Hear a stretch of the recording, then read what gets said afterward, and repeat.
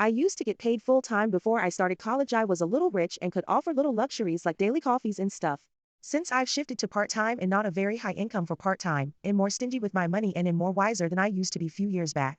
Anyways, I have an exam coming up in few days and I was craving an iced latte in a long time.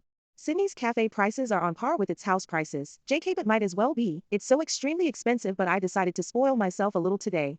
I asked the waitress for a white iced mocha and I know I shouldn't have, but I asked if they had iced hazelnut latte. She said yes and was rushing me to pay, saying it's the same price, just pay. I was like, oh okay, cool. Mind you, this is a cafe with a screen at the front so you can see your order while they're inputting it in the machine. I'm waiting and I saw her pour into a normal coffee cup. I asked if it's iced and she said no. I said I asked for an iced hazelnut, then she tells me that it's 8.50, which is an atrocious price, but I digress, and she tells me to pay it again.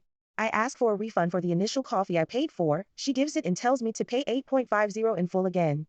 Now this is like my last 20 bucks, the rest are in savings, and I request she takes the refunded price. She gave it in cash and I can pay the rest on card. This doesn't even make sense because I'm pretty sure FPOS machines at cafes allows you to refund through the screen than cash, but maybe this cafe didn't, so that's why I suggested the idea of splitting. She says that's fine. Then she heads off to the kitchen. I see the machine, it still says 8.50. I was calling to her, excuse me. Hello? And I'm guessing she was talking shit because the other waitress saw me and turned to her and whispered, aren't you gonna serve her? She's calling you, and the waitress didn't move and just shrugged her shoulders and the other waitress laughed. She comes back to the counter and starts arguing with me, gaslighting me that I asked for iced white mocha with hazelnut. I said that's not what I said at all and proceeded to correct her.